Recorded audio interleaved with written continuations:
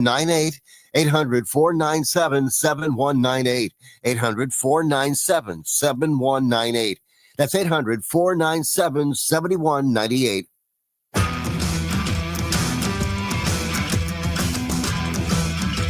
The Lou Information Station presents Hot Take Central 2.0 with Cam Janssen and Jimmy the Cat Hayes. Let's go, 8:05 on a beautiful Friday morning. The J. Randolph Jr. Studios right here in Kirkwood, Missouri. Hot Take Central 2.0. Cam Janssen, Matthew Rocchio, Jim the Cat Hayes, doing our thing on this lovely day. The Lou Information Station, by the way, live and on demand at louinfo.com. We're on YouTube. Check that bad boy out. Just go to YouTube and type in Lou Info and like and subscribe. Chat away. What's on your mind? You guys mad about something? You mad at about the umpires missing a call? So you want to grab them and beat them up like the Padres tried to do last night? That was interesting. But get them into, and you could text into the text line as well at 314-590-3770. Let's go. Let's go. And Wombat did say he was going to bring in Chick-fil-A. I don't know if he's lying. If he is lying, he might get smacked around. What's going on, guys? Whatever happens with the food being brought in, I'm pretty sure that Grant will get mine. That's the scavenger? Grant's the scavenger. It's a substantial hole. It's a substantial hole, the food hole. That I've been robbed of my just desserts. And that was LeGrand's, baby. That was LeGrand's. I got to change my headphones out. Talk amongst yourselves. What are you doing? I got to change these out. What happened to your headphones? Well, only one side works. That happens. So I got to be on my game, you know. I got to be on my game. Yeah, we need you on your game, Cam. God, yeah. Much better, baby. Let's go. Friday. It's Friday. Get up and get them in. You don't need to hear both sides. Woo! It's really weird. Man, that felt good. It's really weird how much the man headphones apparently affected his ability to talk. I know. It just kind of, I can only hear a little bit in one ear, so those are kind of fuzzies. I feel damn good. I use the the television IFB because you're in television. I am regional cable. It's just regional cable, right. But I like being able to hear other things. So one side I'm hearing what's on the broadcast. Sometimes not that great. No. And then I could hear the other things, which is real life. Sometimes better things. I like to just be enclosed. Like it's just us three talking. Yeah. And the listeners. I don't want to hear any outside noise. Just us. Just us. If Antifa comes, I want to be able to hear them. That's right. Breaking down the door. That's right. Breaking down, throwing Molotov cocktails. Actually, Teslas. I know they're dangerous, but they also sound delicious. Oh, anyone care for a Molotov cocktail? Oh, God. Remember that was a trend, the Tesla thing? Is that still going on? I do hear reports about people throwing stuff at. Oh, some lady took her dog crap and smeared it on a Tesla. I saw that. And then like you think you're gonna get away with it. They got cameras everywhere in those damn cars, man. Not that bright. Not that bright. I told you that I drove one of those damn things. Everyone that has a Tesla loves it. That's not political. We love our Audi. Don't get me wrong. Yes. Right over there at the Audi Kirkwood and the Exchange in Kirkwood. Catch. Good catch. Yeah. But that Audi welcomes competition too. No doubt. They would say if you have a Tesla and you love it, good for you. Yes. Not as good as an Audi. No, it's not. It's a good starter car. Yeah, it is. You're not ready for an Audi yet. No one's throwing Molotov cocktails at Audis. I'll tell you that right now. Yeah, but I don't know if that's the kind of differential you're looking for from a marketing standpoint. No doubt about it. Any angle, Cat. Any angle. There it is, Rocchio. There it is. God dang. Let's see here. What's going on, everybody? Good morning to you, Wombat. Did you watch these games last night at all? I watched two of them. I watched pretty entertaining. I watched two kids, 24 and 23, deal for a while. Early, the Red Sox pitcher didn't have much defensive support in that game, but it did make me think, Rock, if those kids can look that good on the biggest stage, not quite the World Series, but the biggest stage. Big stage. Let's get Matthews up here. Right? That's all I could think about because we've kind of worked under the premise, look, you got to make sure the young pitchers are ready, right? And last night we saw kids with literally handful starts in the regular season at the major league level dominate. Well, at least Schlittler did. Early was pretty good. Again, no defensive support. But it made me think maybe some of these maybe just roll with some of the young pitchers. Let's see what they could do. Now, granted, a start here and a limited, exposure is different than the grind of a regular season. Yeah. Yep. Yeah, there was some chaos going on with the San Diego Padres at the end of that game. Oh, man, they were pissed. Whoa. Was there only the one strike or it wasn't a strike? I'm not sure. I know that there were some calls that they questioned throughout the series, but they were all. The big moment was this one right here, which was oh my God, the top of the ninth. What was it? 3-2 counts, and this is one of the calls that got people starting to get pretty pissed off if you're a Padres fan. 11 with a double. A 3-2 from Keller. Blow his knees, pitcher frames it. Just bailed out Keller, and Bogarts knows it. Shildt running out. Shilt's not happy. Uh-oh. Let's go. Next year, that is a helmet tap in a millisecond. That will definitely be a hat tapper next year. Not a strike. And honestly, a great take. This is a full. 11 with a double. That was the play at the top of the ninth that really pissed a lot of Padres fans off. And there's no good audio, so there's no point in playing it on the radio. But if you are watching on YouTube, I am going to play the just the video of the umps trying to get off the field last night. Yeah. And just how insane that was. So that's where we're. I never saw anything like that. Yeah, that I haven't was either. insane, and I'm running that on the YouTube right now. And you just see the way that they're just getting up in the kitchen. I mean, one of the players is screaming. Shilt's getting. Did close one guy to hitting spit? it. It looked like It looks kind of like he spit. I'll run it back another time once I get it up here on the big screen for Cam and Jim. And I will say this too. I think Shildt was like, thank goodness that the attention's on that, because Shildt was getting roasted for some of his managerial decisions. He did waddle out there. Oh, come on. Shildt's a good dude. Oh, man. I love the passion, baby. No, I hope it gets crazy. I don't love that passion. Yeah, I kind of, it's interesting. Like, these guys were so pissed, man. I've never been that mad to where I want to spit on somebody, I don't think. I'd rather want to punch you in the face, I guess. Here we go. It's playing again. Oh, yeah. Chirp. Yeah, it looks like he kind of spit. Maybe not.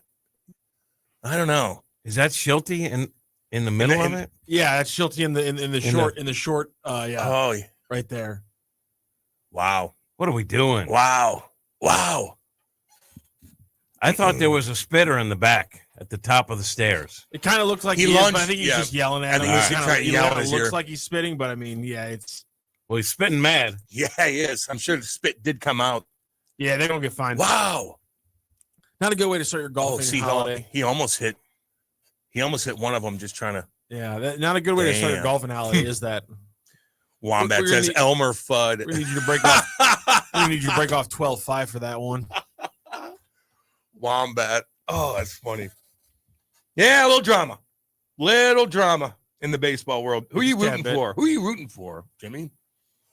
Who do you want to see win? I Like, don't have a rooting. But if you could pick a team that you would like to see kind of My go wife's all the from way. Philly, so maybe the Phillies. They've been in the mix a lot though. My They're fun. my family Yankee fans. I Maybe I like the I kind of like that too. See the Yankees win, New York Why? go crazy. the Yankees have never won before. Not in a while. You know what I mean? When was the last time they won? 2000? 9? Was it 9? It's been a while. 2009 though. Am I right? I want Seattle, Jimmy.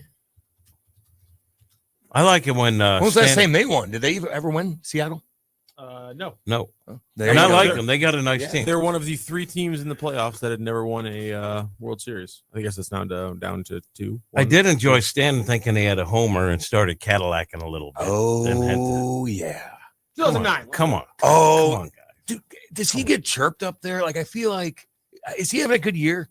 He had 26 homers, 240-something batting. Look, he's been through a lot physically, so if you're going to get over 25 homers, you're pretty happy with him. He also can get really hot really quick. So if you're in the postseason, you kind of want him on the roster because he's a game changer every time he steps to the plate. But no, he hasn't been a model of consistency. Somebody else on the Padres, though, did the same thing, Jimmy, where I think thought he crushed it. Line drive, and then I think the shortstop got a piece of it. But right off the bat, he kind of thought it was going to go in the gap, so he took his time. Didn't he realize the shortstop got to it, jump, unbelievable athletic play, picked up, threw him out. Then there, you could tell the bench is like this. Oh, my God. Imagine going back to the bench knowing that you screwed up like that because effort-wise. At the tail end of the season, the Cardinals had a handful of base running snafus like that, too. Man. Not that great. That was – no wonder they were pissed. Good God. And even Aaron Judge got chirped for lack of effort on a defensive play, too. Yep. On a base hit. You know, people were saying, that looks like it's a spring training He had a game, double man. on that Come base hit, yeah. Didn't he mess up last year in the playoffs, too? He also has a bad arm, so he's Yeah. got to be careful, I guess. Did he drop a ball last year? Yeah. I don't care. He's still the most dominant. He's cool. Yeah, he is. He's cool. What's he making? Maybe. What's he making? Maybe Ohtani. Is he making 40? Probably in that neighborhood. 400? Yeah. Seems like a very nice guy. Yeah. You know, imagine being him. Just imagine being him walking around New York. Like, you can't hide I'd from take anybody. being Cam You can't at hide. this point. I could hide from people. You can't hide from No. anybody in that town, baby. Well, he's 6'6", so 6'6", 6'7", stick out like a sore thumb. I've never heard anything negative about him. Never Me neither. seen a video of him doing anything dumb. I don't know. He probably just hides. He's got his little thing that he goes to. Probably just a family man. Does his thing. I am amazed. We were talking yesterday about how the postseason, you look at rosters and they got like handfuls of guys that hit 30, 25 homers, and the Cardinals have won 20 guy. But you look at the lineups, even for like the powerhouse teams, there's always a couple guys, 219 batting average. Now, I know that batting average is not the end-all, be-all, but guys that, you know, maybe you wouldn't expect to be featured in a championship lineup. There's a lot of those guys. Did you see there's so many celebrities at that Cubs game. Eddie Vedder singing. Like, it's a pretty cool That's scene. his team. It's a pretty cool scene in Chicago. You know what I mean? I feel like there's a ton of celebrities still kicking around, going to all those games. Pretty cool. I once broke news with Eddie Vedder. Did you meet him?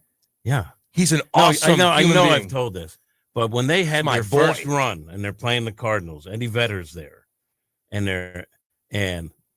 I went and just said, hey, can I ask you a couple of questions? And he's like, who are you? And anyway, he answered a couple. And it was just a little thing that we're putting out on social media. And he said, yeah, we're not going to be able to tour anymore in the fall because the Cubs are going to be in it every year. And that got picked up by like Rolling Stone. Yes, really? Yeah.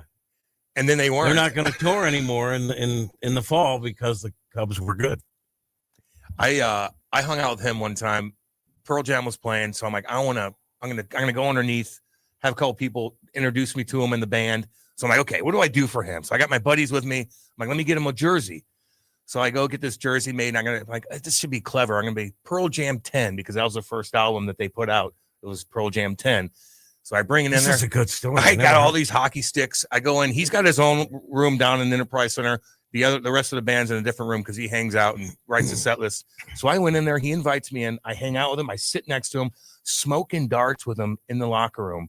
He had like Newports, smoking these darts. He's talking about his daughter, and he's just like, yeah, sometimes I just want to take her, and you know, she just wants to live on an island with a couple other people. But I look at it like girls can't do that these days. I go, what'd you say? Then he talked about tripping acid. Then we wrote the set list down, hung out, took pictures with him. Then he goes up on stage and takes the jersey and he hangs it up like this. And I'm like, damn it. Everybody thought it was Andy McDonald. And I should have just gave him my jersey so he could represent me. And I gave him the damn jersey instead of Andy McDonald. So it kind of rattled me a little bit. I tried to be clever, but I should have gave him my jersey instead. But it's the thought that counts, Ken. That's a great story. So he was nice. He was awesome. He seems like a regular Awesome, guy now. down to earth, cool Your guy. kid living on an island isn't really normal parental discussion. Really, it was a very bizarre conversation we had. He was out of it a little bit. I think he was partying. In fact, He was pretty about much to go know. on stage. Yep. Don't ruin it for me. But he's in his groove. He's in his groove. Yeah, I know you think it helps you get your mind right. I question that sometimes. It depends on what you're doing. You know what I mean? Well, not Sports Talk Radio, Wait. not on Hot Take Central, baby. If you're jamming out, yeah, you want to get your mind right. You want to get in the zone, the auto zone. Rock, what's going on with you? You seem very quiet today, and it's very concerning. He's not engaged at this What point. is going on with Matthew Rocchio? What happened to you last night? Nothing. I'm just letting you guys talk. I didn't have anything to input, so I wasn't gonna. What's on your mind? I got nothing today for you. It's a Friday. You got anything after this? Is it an easy day for you today? It should be. Yeah. You doing all weekend? Rock is asking, like you're pulling teeth with this guy now. Rock, what's going on with you? What am I doing this weekend? What are you doing this weekend? Damn it! Not much. It's gonna be a chill weekend this weekend. Gonna do nothing tonight. Gonna cover a City game tomorrow. Oh, you love City. That's good. Like a professional who isn't a fan of the team. And then Sunday probably gonna do a little things. Probably gonna do some on Sunday. Go to the country club. Yeah, probably gonna go to the club on Sunday. Oh, what do you do when you go to the club? I don't know. We never go. We have a meal. We're never trying- go. We're trying to go more. They do like a Sunday dinner, so we're thinking about going to the Sunday dinner. It's like we need to utilize it. Yep. You know, we need to meet people. We need to network and that kind of stuff. So we need to. We like she goes up and plays golf because she works in Clayton, so it's like already kind of on the way there. On 170, she's kind of halfway there, so she'll go after work. And so I haven't been to the club and. You got to take advantage of it because you're paying every month anyway. You might as well go eat their damn good food. Other than going for the Stiefel, which was incredible, I really didn't go at all this summer. So I got to take advantage of that stuff. So that's maybe something we're going to do on Sunday. That's what you should do. Jimmy, go ahead. You can ask. Jim. Is Rock taking questions? I'm taking questions. Know. I know. It just strikes me as a capitalist using his wealth to meet other capitalists and increase his wealth. Whoa!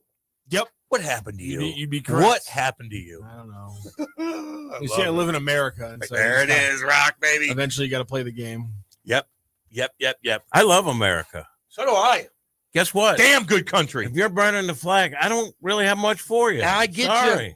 I don't know if I like that. I don't know if I like that. I'll take the stand right here. I don't like it. You did an interview with Haim? Huh?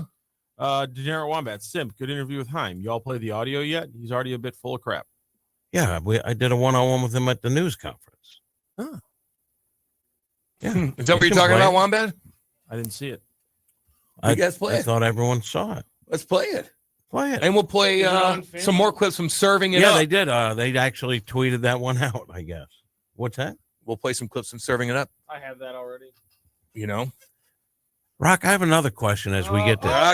Oh my God, it's a 50-second clip. Oh God, these guys are. Is that good? Yeah. Is that good? Yeah, I hate when. Yeah, because like. Because he's got to go through it. Yeah, because if it's like a 2-minute clip, I don't want to play a 2-minute clip on the show. I want to play like a right in the wheel. I want to play like a minute at the most, minute 10 at the most. 50. So you guys post a minute clip almost on the nose, 50 seconds. I mean, damn good clip. Doing my job for me. Yeah. Let's hear our boy Jimmy the Cat Hayes talking to Haim. What would you say to a fan that wants to know, based on your discussions with ownership, do you feel what makes you think they will give you the proper resources you need to get this team to where you want it to be? Yeah, I just don't think that's ever really been an issue here. And when you look at the long term of their ownership, they've always reinvested back in the club. They've always done the things necessary to sustain winning. And when I look at what's gone on throughout the course of this year, some of those initial investments that I sat down with them a year and a half ago and said, these are really important for us to make if we want to win and win consistently. They've backed that, and they've continued to, as we've talked about things that need to happen within our organization so we can get the most out of our players, so we can bring talent into the organization effectively. They've been there. They've backed everything, and I have confidence that as we go and as this moves forward, they'll be there for what we need to do down the road.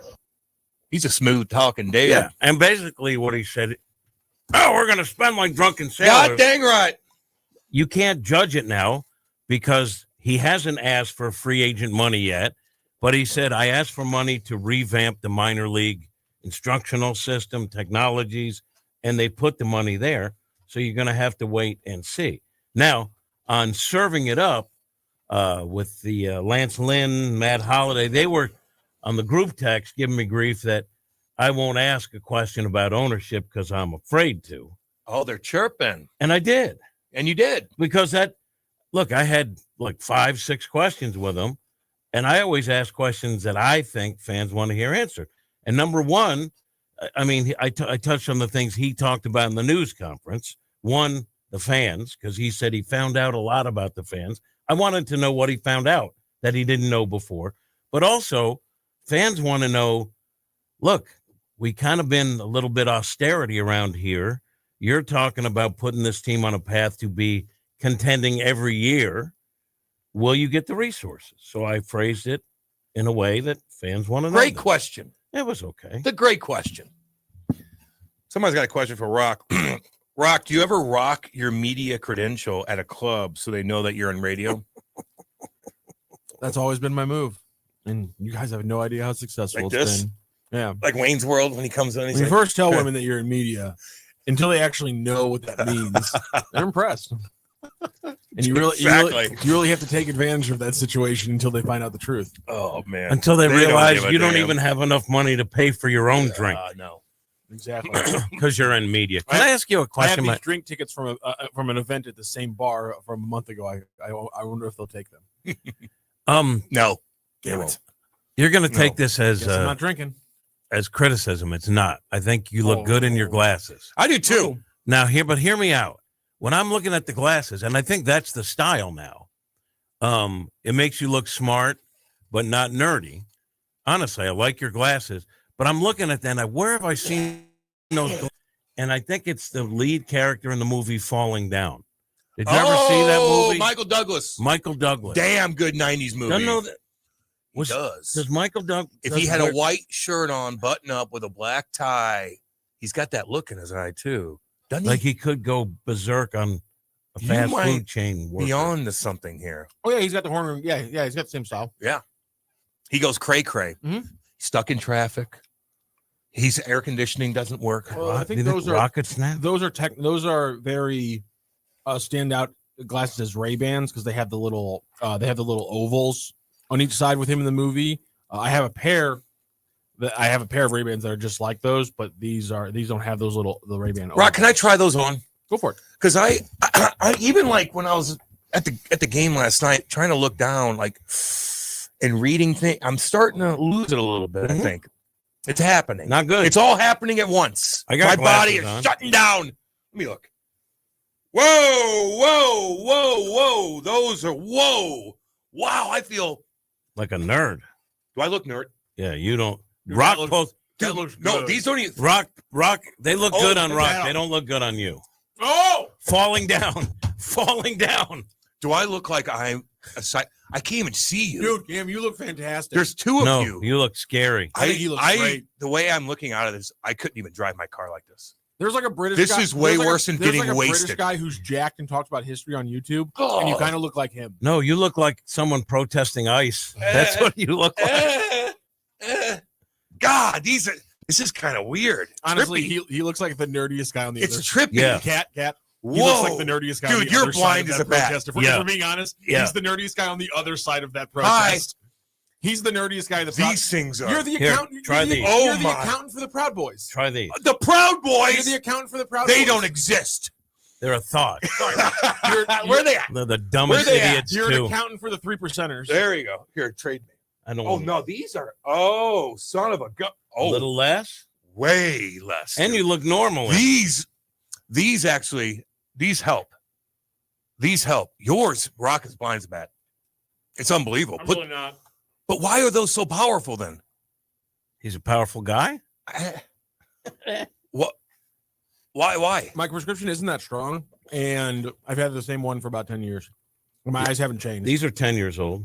Man, oh man, those I wouldn't even be able to get home if I had to wear those glasses. I mean, but like if the same thing. If I have to wear my brother's glasses, it's the same thing for me. Are they just more powerful, or is it just kind of a lot different? more powerful? Yeah, Jimmy's. I could use those. And you But I could mean, look over I them. couldn't see Cam, things. think about the stereotype of the optometrist. 1, 2. What? 2. Like when they're going through. Yes. Yeah. So like the slightest variations. 3 or 4. 3, and you don't really tell, but like it's the slightest variations Eyes are tricky that way. Yeah, I'm going to have to get Rods glasses. and rods and codes. I want to look nerdy because I feel like all the guys, like all the old tough guys that I'm seeing all the time up there now, they all have glasses, and I think they look kind of cool. You know, they're tough dudes, but they got everybody's wearing glasses now. What you have contacts? They're kind of a pain in the ass, aren't they?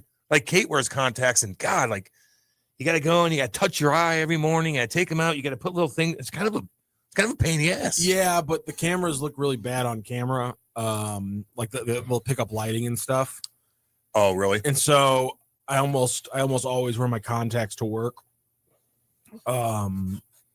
But today I'm doing shorter shows. So I'm not worried about it as much. So I was like, you know what? I'll wear my glasses today. I like. Plus, I like to change up the look. How old do you think Mr. T is? Different shirts, different shoes. How old do you think he is? Mr. T. Mr. T. So let's think here. A-Team's in the late 70s. How old? And he wasn't a kid. And he wasn't a kid exactly. So let's add 50 years on to him already being maybe a little bit older than usual. No way. Okay. Well, wow. How old? Let's add 45 years to 25. No way he's 70. How old do you think? You say 70? You say 70? The math's taking me to 70, at least. Okay. I'm going to say 68. 94. What? 94. I saw that today. Did I get got? 94. No way. 94. He's still good. God. Where did you see that? God, I saw it on. But I was damn close. Do you see it? Wait. I'm gonna Do you see the post I saw, though, that said it was 94 years old? I just Googled him. Oh, and he was my. born in 52, which means he is 73. Wow. Okay. I was going to say 90. I got. Where did you see that? On I was cruising through Facebook, and it said happy birthday yesterday. It was his birthday yesterday, I think. And he was 94. And I go, there's no way he's 94. No, you just said he was 94. And then I gave you a trivia question thinking it was 94, and I was pretty much 20 years off. Oh, man. We should have known that the A-Team was going to be a classic. The very first episode of the A-Team runs, and its name is Mexican Sleigh Ride, but Sleigh Ride is spelled S-L-A-Y. Oh, man. God, oh, my God. You should have known. We got a hit. Who else was on that show? We're cooking with gas. The A-Team was Mr. T was B.A. Baracus. George Papard was Colonel John. George Papard. Man's man. Dirk Benedict was Lieutenant Templeton Peck, which is a rare case of his real name being better than his character's name. Melinda Cuello was Amanda Allen. Dwight Schultz was Howling Mad Murdoch. Lance Legault was Colonel Decker. And is that the entire A-Team? Carl Franklin was Captain Crane. Eddie Velez. I never got into it. It was too old for me. Never got into it. A little too old for me. A little too old for me. I know the jokes around it. Yeah, it's mentioned all over the place. It's probably pretty good. Still 70 shows. Well, I think Mr. T being kind of a caricature, kind of ridiculous, kind of helped its staying power. 94. Man, how did you think he was 94? I that's why I brought it up, because I was like, whoa. But why lie about that? Why would you get me like that? Damn it, man. See, that's why. Good thing I don't tweet or retweet it. I just don't. Just don't do it. If I look foolish on here, I don't really care. It's kind of part of the show, I guess. I don't know. Just got to accept it. Rock is, Rock is pouty poo is usually to start the show. It's such a pouty poo. No, it's true. It's not a correct narrative. Did you sleep last night? It's false. That's so great. Okay. You are not engaged. Whoa. I was letting you guys talk. Whoa. He could be this, or he could be the opposite of this. Sometimes Cam just sits out the show and lets us talk because he doesn't care about baseball, and we don't accuse him of being pouty. No, I have nothing to chime in about. I had nothing to chime in about. Okay. Let's see here. What else is going on? God. Yeah, I just see tough nut. Oh, you're right, soldier. Did I get Hayes again? Did I get got on this one too? Oh, no. Probably. Tough numbers for the Cardinals. Dropped 630,000 fans. Longer decrease than the Rays and the A's, and they're in minor league stadiums. That is true, yes. Whoa! But the numbers did also just come out today that thanks to some expanded ability to watch, the TV ratings actually went up. That's what I read with, oh boy. Thank you. Dan Caesar. You're welcome. Yeah, no. You're welcome. Thank Jimmy. Less people, all you. No, thank him. Go ahead. Less, right here. Less people at games means more people watching on television. And the truth is, look, it's been a bad stretch. There's no getting around it. There's no sugarcoating it. But people still like watching Cardinal baseball. Okay? It would take many more years for that to go by the wayside. No doubt. Now, did they lose 1 million fans at the stadium? You can And bring it's that awful? back. Yes. So don't call me a simp on that. I'm just saying Cardinal baseball is still important in St. Louis. That's why the backlash against the lack of success on the field is so strong. Yep. Because people care. That's why I always say, thank you, fans. They should be Thank thanking you. you because you do a damn good job, and that's why they watch. You I know, don't know if you heard, but I interviewed Chaim Bloom. you did pretty dang good. Yeah, pretty dang good. By the way, I did mention I was at the game last night and I was evaluating number 12 Milan Lucic. He's kind of How'd he like the do? top. You're not happy. Well, I mean, with 7 goals, obviously he had to be involved in a number of them, right, Cam? I'm evaluating him compared to everybody else. He was okay. I didn't see him get in on a forecheck and hit. He kind of lost some pucks in the offensive zone. Did he look quick? No. Was he able to get around here and there? In fairness, yes. I don't know why that was even on your list. No, but that wasn't going to happen. No, you're right. But can he keep up? I guess it just he didn't do enough for me. But here's the thing. He is certainly on the bubble. So he has to make it happen. And to that point, right? Just kind of going through the motions, you're not going to make it, right? You needed to, as I'm sure the coaching statement staff, game. You needed to see him make an impact in the limited way that they expect from him, but still an impact. An impact. And you're saying it didn't happen. Not. You're trying to be fair. I get it. I mean, if you look at the box score, it's pretty simple. The only forwards who didn't notch points last night are Jordan Kyrou, who's going to make the roster. Not even worried about him. And Milan Lucic. Those are the only forwards last night who didn't notch at least a point. Of the forwards last night who didn't notch a shot, you have Jimmy Snuggerud, Pius Suter, and Milan Lucic. The issue with that for Lucic, not the other players, is that Jimmy Snuggerud picked up 2 assists. And he looked good. Pius really Suter good. also picked up an assist. Looked good. Milan Lucic, 0 shots on goal. You scored 7 goals, and he got nothing. How many going. hits? And that's hits he got. Oh, Cameron, 0. I'm just saying, like, I don't know. I'm rooting for him. I am rooting for him. But you got to do something, You got to do something. Again, you're not expected to do a lot of different things. Yeah. But the things that you're expected, you got to show. You got to get that crowd going.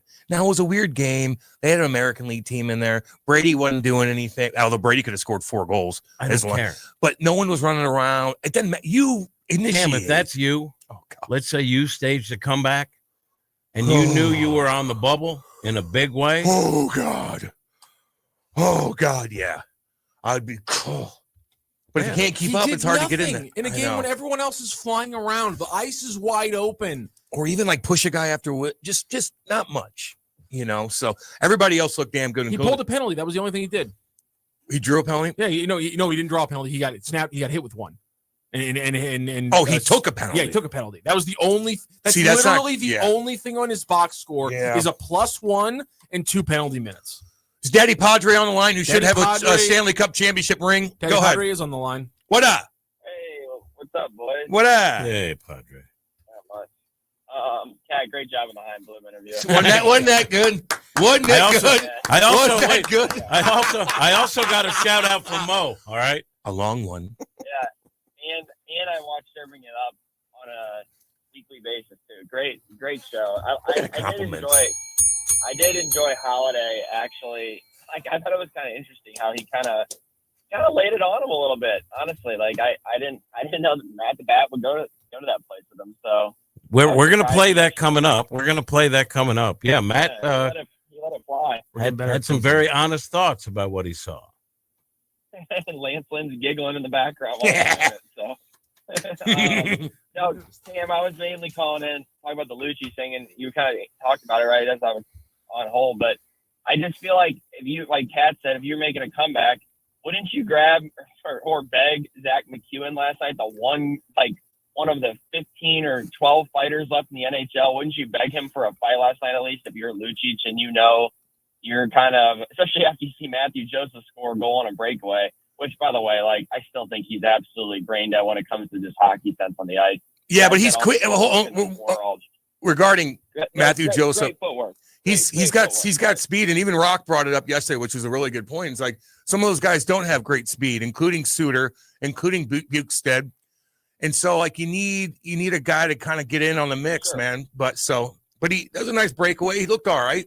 I don't know. I don't know what's how this is all gonna shake out, and what lineup's gonna be in for this last preseason game in Chicago. Who they're looking at, who they already probably have scratched off the list. But Lucic, you're right, man. Like, even like he might have. Sometimes you go up to somebody, you want to do it, and no one really can tell. But I'm really looking, and I didn't notice much, and he didn't put anybody down. So I'm rooting for him because I want him to make this team, and I do feel like a lot of the older guys on the team, want him on the team.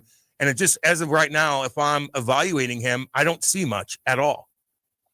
Yeah, and unless they're going to give him, I know they can sign him for 10 days after the season starts, unless they'll give him like a little longer runway. Because I always describe it as Joseph's got great footwork, Texier's got great hands, but Texier's as lazy as can be, and Joseph's just like if you could take Sonny's brains and put it in freaking Joseph's body, it would be a pretty good hockey player. It's just I just sometimes don't think he thinks the game very well. But I think he'll make the team. I think it's between Texier and Lucic. I really do. But I just wonder if they'll hold on to Lucic. And, I mean, I think you agree, Cam, probably with this. I don't think, obviously, if Lucic makes the team, he's playing every game this year. So if you have him on your roster and you can put him in for 35 to 40 games, at least like they've been saying, they have no threat on the team at all. They haven't had a threat like this probably since Ryan Reeves, to be real honest. And Reeves, I don't know if you saw him. He's tossing bodies. Yeah, he was smashing some cats out in San Jose, baby. He still he still gets around. Who's older? Is Reaver older than Lucic? 38. Yeah, Reaver's still getting around, putting guys down. Like Reaver's a really good hitter, and so is Lucic. But I haven't seen him hit anybody yet. Like even like connect on a good. He couldn't get. I'm watching him on the forecheck. The puck gets dumped in perfectly. One of their players, American League players, by the way, can say that terrible lineup besides a couple of big boys. And I'm like, here it comes. And he didn't have the right angle and just kind of went around the net. I don't know. Can you remember, by the way, I was asking somebody this, can you remember the last time a team, at least in St. Louis, came in that was one an Eastern Conference team for preseason, but two, and I know Columbus does every year, but they used to be a part of the Central Division, obviously. But I'm talking about like the Ottawa Senators. I thought it was the most random team to come in. I don't know if like Brady Tkachuk had something to do with that, or I have no clue. It was just it was so weird that I haven't seen that in years. That'd be like you guys when you were in New Jersey playing like, I don't know, like Colorado or something, or it is a little weird, but Ottawa's not that far away. You know what I mean? Well, I know. It's not that far. That doesn't happen. But anyways, and real quick, Kat. So, like obviously they said they don't want to spend. Like I listened to your podcast, and Holiday kind of made it very clear, and that's what he saw too or heard too. So like, what? I guess next year is it just another runway year where we see what all the guys have again? I mean, is that what they're kind of shooting for again? I don't understand. I feel like the division is so up for grabs with it's not like Milwaukee spends, they just find talent. I mean, they brought in Andrew Vaughn and they bring in guys, and for some reason it's like the old Cardinals. You sprinkle the pixie dust on them and all of a sudden they're good. Like whatever they're doing up there is obviously right. I just don't understand. Well, we don't have the devil magic anymore. We used to. We got to find a way to get it back. That's like trading for a player when you have devil magic. No, but I do think that every team, especially with the labor situation, is going to be much more careful about how they spend their dollars. Understanding that, yes, baseball, according to the commissioner, is on an upswing and money's flowing. You can call them DeWallet. People are going to be careful with the way cost certainty is something that every business kind of looks at. So I don't know how they're going to do it. But I can't remember if it was, I think it was Kyle Gibson brought up, I called it a trust player, where you're going to drop some money on a guy who's not a top tier free agent, but a solid one. Hey, Cardinals, just lie. Just lie. But you spend some money on one guy just to let fans know, hey, we are going to get better. Look, we got this guy here that's going to help us this year and maybe into the future. I call that a trust player. Maybe we'll see some of that. Certainly, some weak ass crap.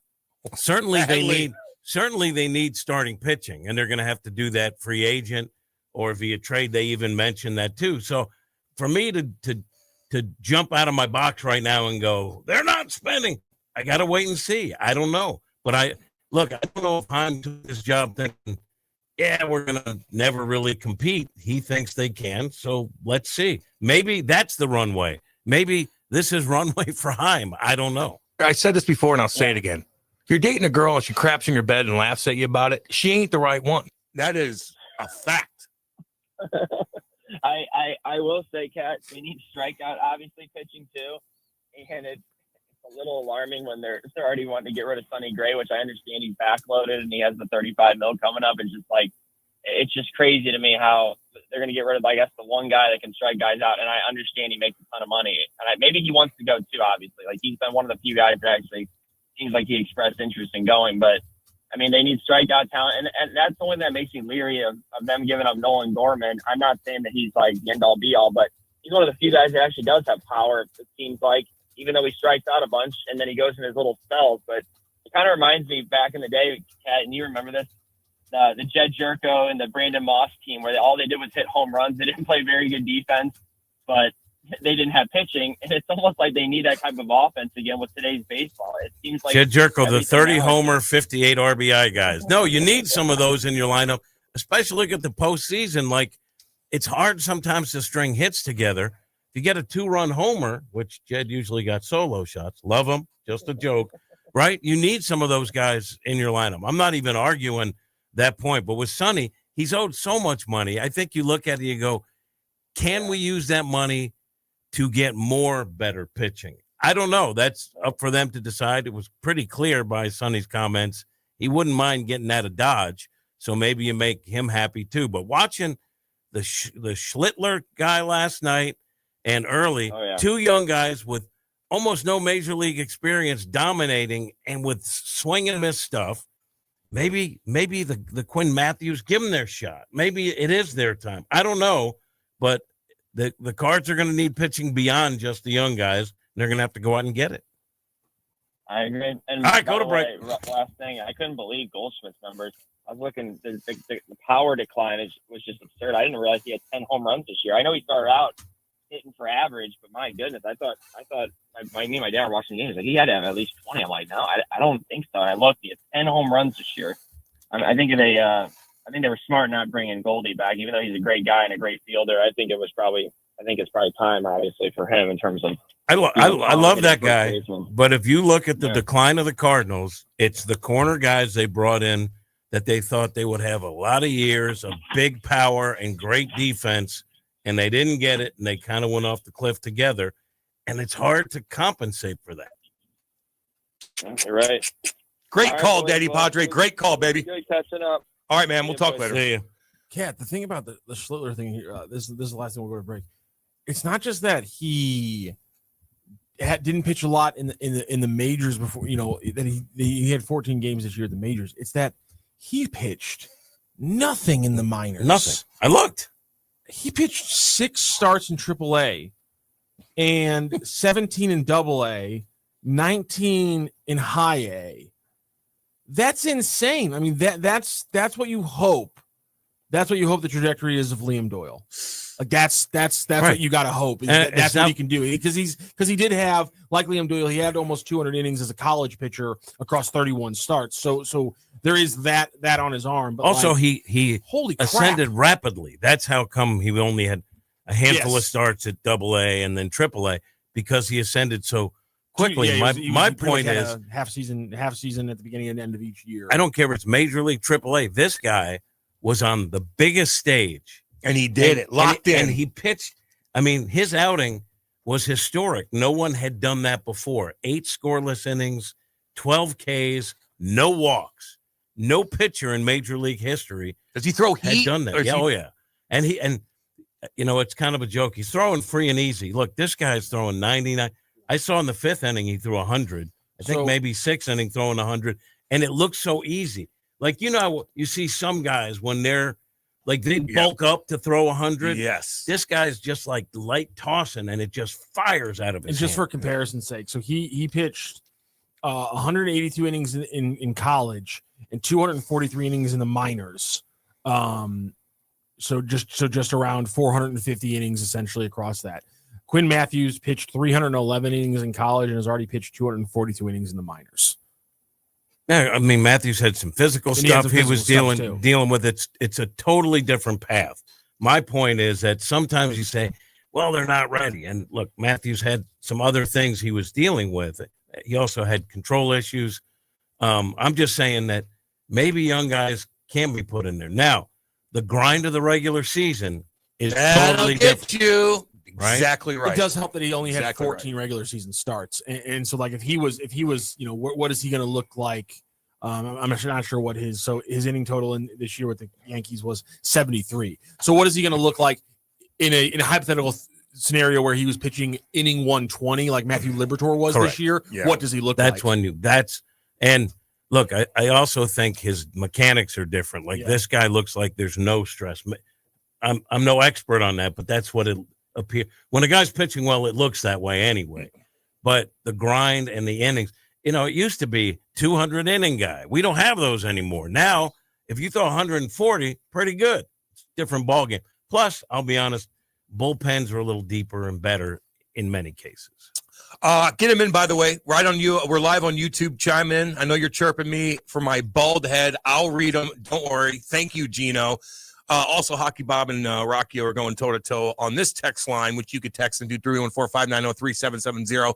We'll be back. Don't go anywhere. This is Hot Take Central 2.0. You've seen this. It's brand new. Are you online? Oh, hey. Oh, so you're new here. All right, let's get cracking. Okay, then maybe you should check out our website. You're insane. Well, you download songs illegally from the internet. LouInfo.com. LouInfo.com. The Lou Information Station. 590 AM KLIS, Wood River, St. Louis. Our origin story begins. Who needs a vacation? Are you ready for an unforgettable getaway? Start packing your bags because Branson, Missouri, the vacation and entertainment capital of the U.S., is calling your name. For just $99 per person, here's what you get. A full 3-day, 2-night stay in a luxury resort hotel. A delicious full breakfast buffet every morning you're here. And when you call right now, free show tickets worth up to $100. That's right. Free show tickets to an award-winning show on us. You don't have to leave the country for an amazing vacation. You can drive or fly to Branson and have an incredible time. Whether you bring in the whole family or just planning a romantic escape, this trip is built for you. We guarantee you'll love Branson. This is not a timeshare. It's just an unbeatable vacation deal for only $99 per person. You book now, you can use your tickets anytime this year. You don't even need to know your travel dates to lock in the special price. Hurry, because this offer won't last long. Call our Branson vacation experts today. 800-497-7198. 800-497-7198. 800-497-7198. That's 800-497-7198. Joined now by the boss, Dave Green. Dave, we're building something pretty special here, but running a growing media company takes more than great content. Tell us why you chose Home Bank for your business banking. For us, it's all about relationships. With Home Bank, we're not just an account number. We know the people there, and they know us, our goals, and where we're headed. That personal connection makes all the difference. Greener, when you say relationships, what does that really look like? They not only know my name, Cam, they know our business. And when I need something, whether it's a phone call or a text, weekday or weekend, morning or night, I get a response from someone I know and help with whatever I need. That's huge. And for a business like ours, you need a bank that can move at the pace you're moving. Exactly. We're in a fast-changing media world, and Home Bank has been a steady partner through it all. Home Bank is a team behind our team. Visit myhomebank.bank or call 855-577-2001. Home Bank, member FDIC, more than a bank, they're your business partner. Hey, Kat, summer's winding down, but I keep thinking, my backyard is weak, man. I need a pool and maybe even a fire pit. Cam, you know who can handle that? Merrimack Pools and Outdoors. They're a family-owned St. Louis company, been doing this for 25 years. They do more than just pools, right? Oh, yeah. Patios, outdoor kitchens, sport courts, fire features, the whole outdoor package. They'll design it, build it, and make it look amazing. That sounds like trouble for my neighbors when I start hosting barbecues with the boys. Exactly. And here's the best part. free consultations, smart pool features like LED lighting and spa integration, financing options, and they back it all with a lifetime manufacturer warranty. That's legit, and you know I like local. They're licensed, insured, bonded, and based right here in St. Louis. If you want the ultimate backyard, head to SplashSTL.com. Hit up SplashSTL.com for more information and receive a free salt cell included in your package, a $2,000 value. SplashSTL.com. Back to more of Hot Take Central 2.0 with Cam Janssen and Jimmy the Cat Hayes These two men here, are they with you? on the Lou Information Station, streaming 24/7 at louinfo.com. Yeah, baby, 8:55 on a Friday. I'm going to read some of these texts on the YouTube here. Oh, let's see. Cam started with hair, and now he's losing his vision. Oh, boy. We are getting old. Wombat. That is true, man. It's kind of depressing. Christ, Cam, put your hat back on or shave your head. Yeah, I know. I last night when I was doing the Jumbotron, I was getting beaked too. Like every time I do it, I get like 15 text messages from people, and they chirp every time, which is fine, you know. But I might have to just shave it. I think. I don't know. Just shave it. It might be the time. Can I just say, you know, you're a handsome dude. Don't overanalyze yourself.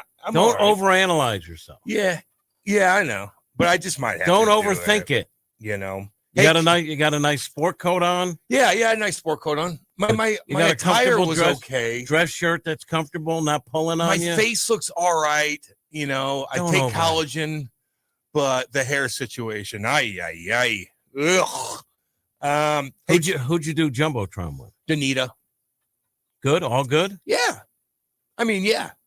I like that. Yeah, it's just good to be there, man. Like, and I'll be doing radio stuff coming up here. I got to go do a signing before we go for game one. You know, all the alumni do a bunch of stuff.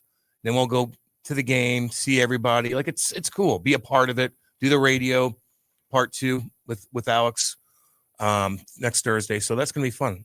Be down there all the time. And I'll be coming home and be tired in the morning. Don't want to hear it. I'm just saying. Don't want to hear I'm just saying. Let's see here. Hey, Cam, what's it like having to put foundation on the top of your head to keep the light from reflecting off that dome when you're on camera? See, like, that's why I'm self-conscious. Thank you. It's because of guys like you, Gino. Yes. Did you hook us up with a sandwich? You're damn right you did. But then you do that and bring me down. God dang it. But he's right. Boy, oh boy, does it reflect off your head. Man, that was the first time I knew I was going bald when I had no bucket on in warm-ups with the Blues. And one of my buddies like, dang, because he saw from up top. Anyway, it's all good. Boone D wrote, Jim has never been so honest or correct before. I'm no expert. When I said I'm no expert. Oh. I never really claimed to be an expert. No, you don't. All right, don't go anywhere. We'll be back. This is Hot Take Central 2.0.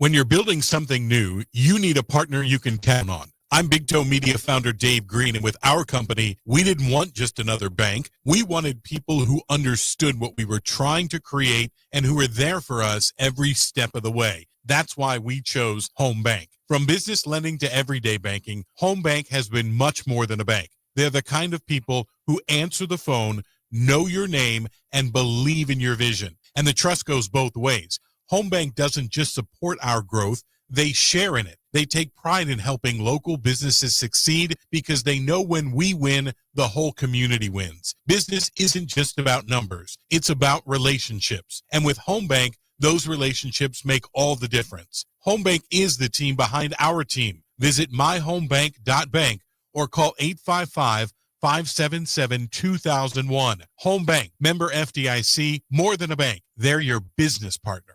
Hey, Cat, summer's winding down, but I keep thinking, my backyard is weak, man. I need a pool and maybe even a fire pit. Cam, you know who can handle that? Merrimack Pools and Outdoors. They're a family-owned St. Louis company, been doing this for 25 years. They do more than just pools, right? Oh, yeah. Patios, outdoor kitchens, sport courts, fire features, the whole outdoor package. They'll design it, build it, and make it look amazing. That sounds like trouble for my neighbors when I start hosting barbecues with the boys. Exactly. And here's the best part. free consultations, smart pool features like LED lighting and spa integration, financing options, and they back it all with a lifetime manufacturer warranty. That's legit, and you know I like local. They're licensed, insured, bonded, and based right here in St. Louis. If you want the ultimate backyard, head to SplashSTL.com. Hit up SplashSTL.com for more information and receive a free salt cell included in your package. A $2,000 value. SplashSTL.com. Broadcasting live from the J. Randolph Jr. Studios, this is the Lou Information Station, KLIS 590 AM, Wood River, St. Louis. I'm John Summers. A judge rejected an asylum request from Kilmar Abrego Garcia.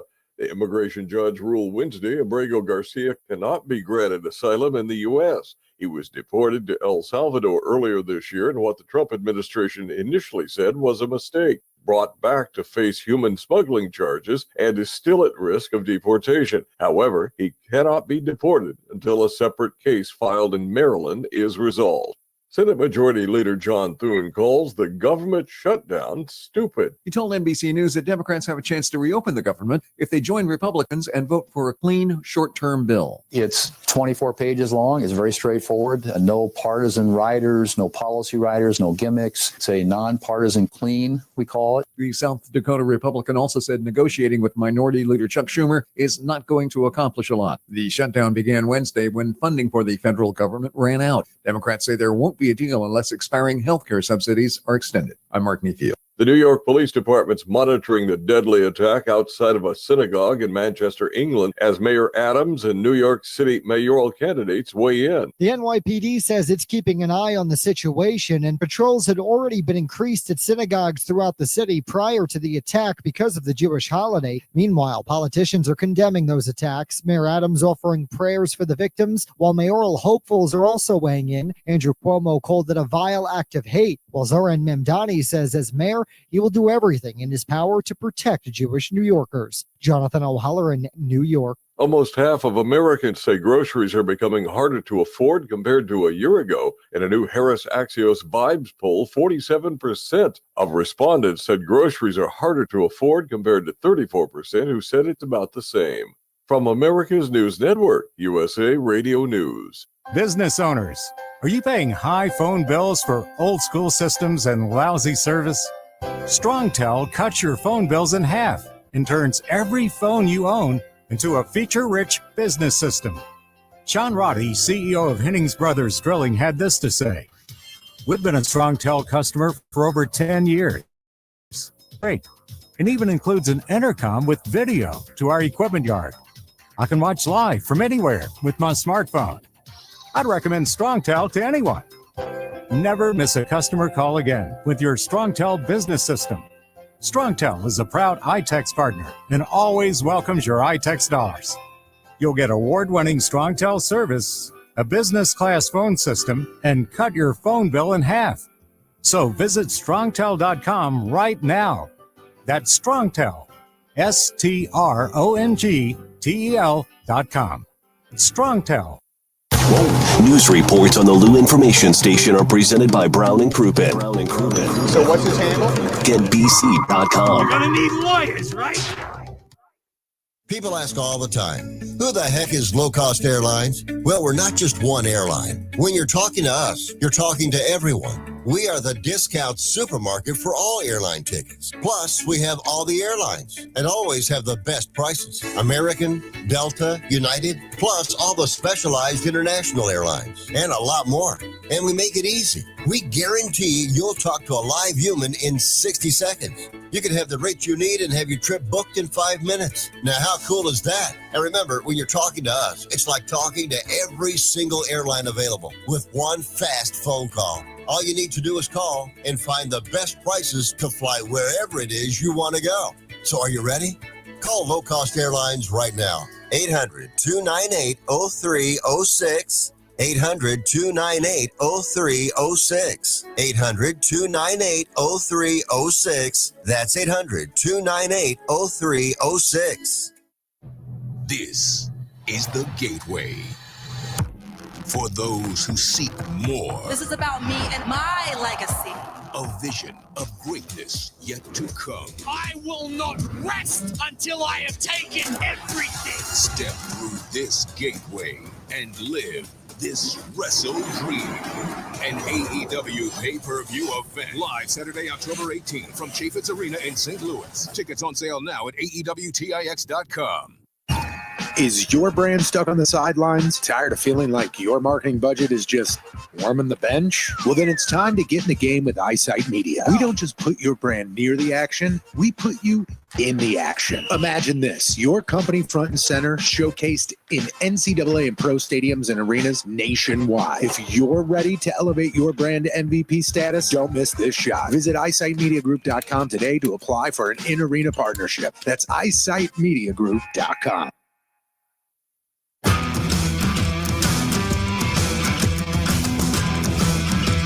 The Lou Information Station presents Hot Take Central 2.0 with Cam Janssen and Jimmy the Cat Hayes.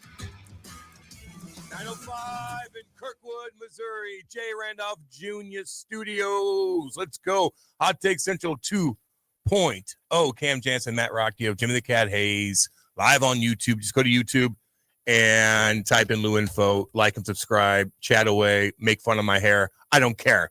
That rhymed. Is he on? Because you guys, is that Hockey Bob that just called in? Okay. You know what I would like to do? Look, can we do the Matt Holiday? Yeah. So a lot of attention has been given, rightfully so, to Chaim Bloom's, I call it introductory news conference, but the truth is he's been around for over a year. He knows the lay of the land. That's a good thing. So he had the presser. I interviewed him live in the post. Really good question. Really good question. And then we kind of went over it and dissected it on a podcast called Serving It Up with the great Matt Holliday, great Lance Lynn, and the great Kyle Gibson.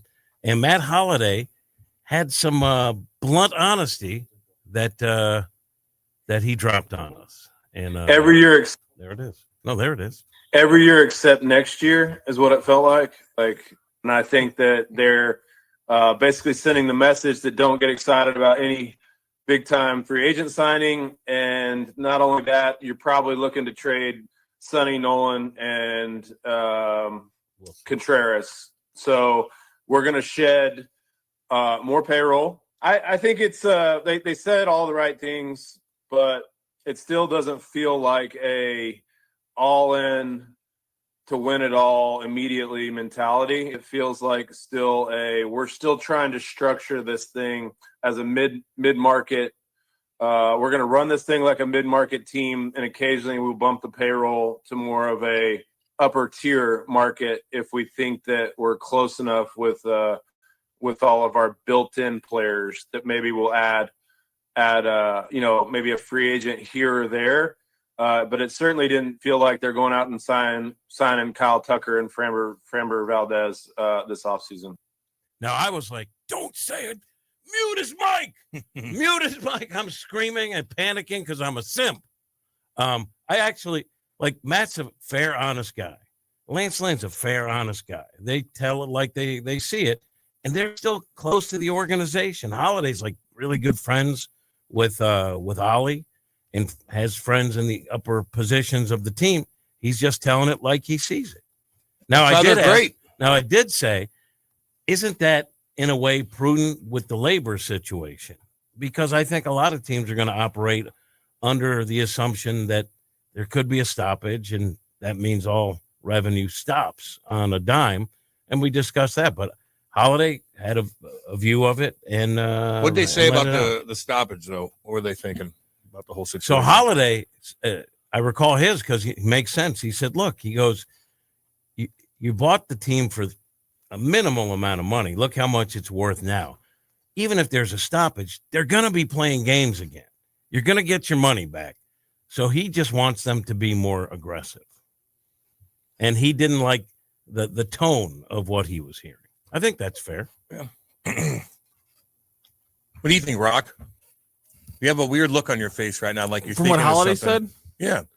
I mean, I don't know how to Putty Chain's point on YouTube, who watched that press conference thought anything different than what Holiday just said. Yeah, I think that was, Yeah, I think that's the only way you could take away. That's the only takeaways you could make from that press conference. And if you're extrapolating it any further, or just saying, well, it's a press or they lie, then I don't really know what to do with you. But yeah, it sounds like the exact plan they need to make. Listen, I mean, you have to rebuild, and the rebuild to be a draft and develop organization isn't a short timeline. You can still win. You can still pull off a couple 81 win seasons, 83 wins, and make it to the playoffs to get, rocked by the Dodgers in 2 games. But to actually get to the point where you're developing your hitters again, you're developing pitchers, and you can build a roster, especially, I shouldn't say especially, or depending on how the economics of baseball look post-lockout, it's going to be a longer-term thing. And so for me, the biggest quote from Heim was that they're going to prioritize the long-term decision-making even over consistently winning. And that's the kind of commitment that they've needed since 2023, but they haven't had the last 3 seasons. And so they've kind of burned some time. And so now it's time to actually do the rebuild the way you need to do it in baseball. And they're finally doing that. But he also did say, and I'm not arguing with your point, that they want to make short-term moves that also benefit the long term. But those are that's a secondary priority to the overwhelmingly first priority. And my point is that overwhelming first priority hasn't existed the last 3 years, and that's why we're here. So I'm willing to wait and see how it unfolds, because one of the major takeaways is message received, the fans not showing up. And they're businessmen. You look at the business model. Okay, you may not get the same money for your broadcast fees, right? You need fans in the ballpark. So at what point is it counterproductive to not do things that help the short term and try to get fans back in the ballpark in terms of the big picture financially? That's the thing I think could change the picture a little bit. They know they have to do some things to get fans back in the ballpark because the message was received. How they operate in regard to that premise, I don't know yet. We shall see. What? No, just you always leaning on we shall see. Well, what else are we supposed to say about it? Just read the chat. Something's got to happen. Say it. It'll be interesting to see how it shakes out. Let's send it back to you in the studio. Shakes out's a good phrase there. Good job. That's it. Jimmy made fun of my comment earlier in the year when I asked if it was a 5-year window. He said no organization has a 5-year time frame, all much shorter than that. Rooster! Well, you think it is 5 years? I don't. Are you kidding me? If they don't get better in 5 years, they will have no fans. Yeah, and they know that. My timeline that I'm giving them, you get 2026, 2027 is probably a burn year. And then there should be a floor and a ceiling post 2027 in baseball. And that will at least make a different economic reality. But it'll be, I want to say it'll be better, but I'll just say right now it'll definitely be different than what we're dealing with now. And you heard John Mozeliak said it in his farewell press conference. Baseball is becoming more of a league of haves and have-nots. And so how 2027 actually happens is material to how quickly the Cardinals can rebuild. If they build it maybe like a basketball where there's a soft cap, but there's always a way that you as a mid-market team or small market team can always re-sign your good players that you develop to long-term contracts, then the Cardinals plan should work fine. But so you give them 2026, 2027, whatever, it's up in the air. And then I give them 2028, one more year to be around 500. But you get those 3 years. That's it. And then in year 4, you better be an 85-plus win team that's not only competing for the wild card, but pushing for second place in the division, or else that's when I think it's reasonable for people to start, and you'll start seeing people get really squirrely. So I think 27, if they don't do anything next year, people will get even more squirrely. But what if there's no baseball? Then that's the big underlying. Man. We don't know. And if all the signs leading up to it are there won't be baseball, that's certainly a game changer. But I'm saying if everything goes through and they get able to come, it doesn't look like they're going to have an easy fix to the labor strife. then I do think it's 27. But you're right, and I agree with your points. But my thing is, if 27 does happen, I'm then going to give them 28 again because everything resets. No one signed any deals in the last year. Probably, no one's going to sign this winter either. We're going to see that. You already mentioned that as well, and that's going to be problematic. So you're just going to see a reset overall in baseball. Where I'm just going to be like, you know what? If they win 81 games and they get bumped out of the wild card, because my thing is like my point isn't giving them until 2029 and through 2028 to figure out how to get back into the playoffs. My timeline is how they build a contender, because they could slip up, win 83 games, and be a third wild card team like the Reds were this year. But that's not contending. That's not building the contender. That's you win 83 games, tra la la la. It's not actually a meaningful thing. Like if they fluctuate and they win like 80 this next year, and let's say 2027 happens and they win 83, then they go back down to 80. I'm not going to be freaking out. It's about building a contender, not just making the playoffs. And that's where my timeline is. 2029 is the first time I'm like, you got to be an 88, 90 win seat team, or else something went wrong in the first 3 years, and that should raise some alarm bells. If you're a wild card team as a starting point to upward trajectory, then that's fine. I don't know if anyone looks at the Reds and say that's the beginning point. They're going to be World Series contenders. But it has happened with other teams where they get a little taste and they get better. It helps that they have stars. The Reds, like having an Ellie and having a Hunter Green, at least having the two guys on each side of the ball that you say, these are our tent poles. Like if you're the Cardinals right now, yeah, you have Mason Wynn and Ivan Herrera a little bit, but I don't know if either of those guys has taken the league the way that Ellie De La Cruz has necessarily.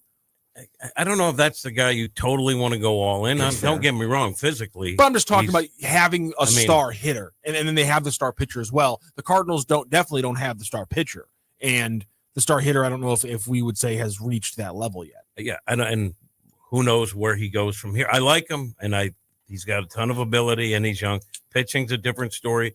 But I do think the Cardinals have pieces. I just, we'll see what they put around him. That's the key. It's not enough as it stands today, clearly.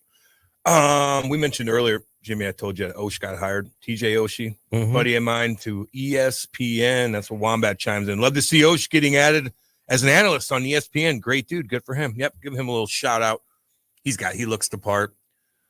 He's pretty smart. I think he can break down. He's a smart kid. Yeah. He's well spoken. Clean up after his dogs. Fridge is wide open. Nothing in there. People laying everywhere. I'm just walking over them. God, I saw that. What are you doing? His buddies were in town. You had a media guy come to your apartment with poop and guys lying around.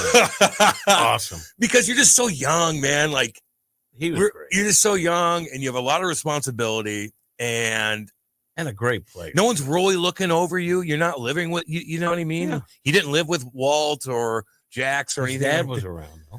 His dad come down here and there. He was partying too. Yeah. Oh man. Aggie Bob's bugging me. I know you guys are going at it on the text thread. I might have to read that. You did call him let's see. What are we doing? God, they go at it over the stupidest stuff, but it's so damn funny. Well, he chirped you. Matt Rocchio needs all the help he can get looking good. Just saying. Why would you say something so mean? So mean. Hockey Bob said that? Yes. And then Rock goes, that means a lot coming from Mr. Potato Head's frumpy cousin. It's hurtful, Rock. He looks like a potato. I'm just being honest. Seems like you're punching down. He looks seems like you're punching down. Definitionally, potatoes are usually short. He kind of does. Rocchio. He threw the first punch. Why would he make fun of someone's looks? And then Hockey Bob goes, it seems like a slippery slope. Hockey Bob goes, at least I'm famous and notorious. What? Hockey Bob? I swear to God. I left that one alone. I thought that one was the definition of low-hanging fruit. Hockey Bob, who do you think, if you put out a poll, do you know this guy? Hockey Bob or Matthew Rocchio, whose face is everywhere. I go on social media, I see Rock everywhere. He is like the poster boy of I'm just saying of STL Sports. So anyway, Hockey Bob goes, it's always a team, it's always a freaking team game. And even when a team scores 7, there will always be a player or two that goes unnoticed. What did Cairo do but miss a breakaway and make a couple bad passes? Rockio chimes in. We mentioned Cairo doing nothing, but it's preseason game, and I don't care what a guy who's going to score 70 points does in a preseason game. I care what a guy fighting for a job does. That's a damn good comeback right there. Damn accurate. Good. It's accurate. It is. No, I know. I mean, Not to mention like, Cairo had an unbelievable game last game. Lucic hasn't done anything. It's like hitting in T-ball. Yeah. Oh, yeah. Rockio's not dumb. No. He's a communist, but he is not dumb. He is not dumb. You want to come at him, go toe-to-toe. I just gave you a Rockio. compliment. So more like Marx than Lenin. You're on radio like this at a young age, like you're doing, man. Like you get forced into defending yourself a lot. You're, just like being in a locker room. I was doing it well before I was on the air. Yeah, with all your cousins and stuff like that. Well, and a lot of issues in college and high school as well. So me too.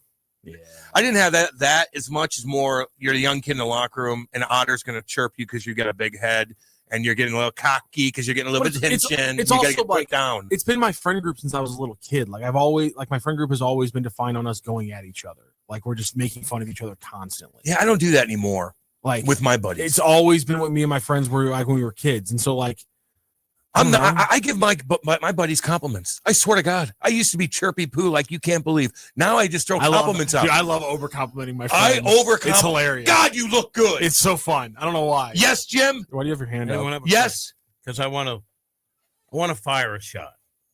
Can I fire a shot? Yes. Load up, baby. When you're on with Randy on STL Sports Central, is there ever a time where Randy's, let's say he's talking about the Heimblum presser and giving his opinions, does he ever look at you and then you say, I have nothing to add on that particular venue? I don't. Is that a good question? Say that. I don't say I have nothing particular to add. I usually pivot to the next topic we have planned. Because that's. Do you win arguments with Randy about something? Not. I'm sure not in his perspective. Do you feel that you definitely not in his perspective? Really? Do you feel that you have to? Randy's been in the game a long time. What makes Randy so tough to argue with is that he has an example for everything. And so, like, I'm saying, well, what if this happens? And he's like, well, I have 4 examples in my brain of when that did and didn't happen. And then I'm like, well, if this, what about this angle? And he's like, well, I have 10 instances of when that did work, when it didn't work. So he can argue from almost any angle because he's seen almost every instance and variable play out across sports in the last 30 or 40 years. And so it's like, arguing with him is very tricky because he's always got a fairly good example of like, well, what about this thing? And he's like, well, I have this when the Cardinals did this in 1987, and I feel like that was a pretty logical way to look at it then. And you Why can't come up with one to back up your argument? I come up with plenty, but I'm working on a timeline of 2004 until now. Well, you have an internet. He's working on a time and like some historical stuff, but he's working on such a wide. I think you acquiesce to his view. And there's certain sports that there's certain sports that I have him on. Like I feel confident that I know more about basketball. I have him on basketball history and things like that. I'm on par with him in pre-2010s NFL after 1995. Obviously pre-1995 he's still got me because I got the big history stuff. He was down there, dude. It's just that he's got every anecdote of the little things that happen. I have the big stories. I remember the big things that happen. It's that he's got this little anecdote from a July day in 85 that has never been written about, that isn't in the DVD from the championship season, that's in one story in a Post-Dispatch that I can go find on Wayback Machine if I really want to, but he's got the anecdote in the back of his head, and that's why he's fantastic at his job. And he is great. It makes him really hard to argue with because he's always I think got you acquiesce. something. Yeah. He's your Pedro Alvarez. You're terrified. Well, what happened was over at 101, I was accused of multiple people of never conceding in an argument. Oh, really? And my point to them was, you don't have to. Yes, it's sports talk. My radio. point to them was, I'll concede an argument when you give me a point good enough that I'll concede. And I'd be like, they called me stubborn and say I would refuse to acquiesce to any argument. I'd say, you're bringing up bad arguments. Why do I have to acquiesce to your bad arguments? And that was looked at as even worse. And so I'm trying to get better at just who said this to you? It was former co-hosts that I was on the air with at the time. It's sports talk radio. No one's right. We're all idiots. Yeah. Are you supposed to say, gee, they bitched about that? They wouldn't like that I would keep going and I would keep refuting their points. That's what we do. and they wanted me. They wanted me at one point just to stop the argument and acquiesce. And that's a weird thing to me because, like, my brain doesn't work that way. No, like, it that doesn't not. make any sense to me. Like, I'll acquiesce if you make good points, but if in my opinion, the points you're making aren't good logically, why am I going to agree with them? Sometimes I agree with you, and I'll say I agree with that, or that's a well-reasoned point. But that doesn't mean that I suddenly gave in on my view. And it's Sports Talk Radio. You're not solving anything. You're just discussing it. Interesting. That's they why take you're it so serious. That's why you're so messed up. God, he's Someone been through some treated stuff. you badly. And so I've tried to pull. He's been through hell. So with I've stuff. tried to pull back, and I've realized that we can get to a point where we've exhausted enough points and angles of the argument that we've informed the listeners of enough of the facts and variables. Let's move on to a new topic. Is there any? But don't just shut down. I don't think I shut down. That's I just move on to a new topic because the show is only an hour long. Can you think we of something? We usually have three or four topics lined up. Can you think of something that you and Randy were kind of going back and forth with, where he's like, you know what, Rock, you're right. No, I agree with that. Yeah, about baseball, about anything. On basketball and soccer topics. Baseball, no. I don't think anything. I don't think of all the stuff you can talk baseball all day. I don't think I've ever changed his mind about a baseball topic. I think you're right on that. But here's the thing: I don't expect. That's all he do is talk. I don't expect myself to be able to change his mind about baseball. He's never agreed. Baseball's the sport I know the fourth most about. Maybe. You know, pretty. Like I know a lot more. I know a lot more about basketball, football, and soccer than I know about baseball. And so, and Randy's a guy who was a producer at KMOX. I know in the glory days. I know. So me trying to say, I'll be able to take him down in a baseball argument. I don't know if it's ever going to happen. What if you're right? What if you're right? I think I've been right a couple times.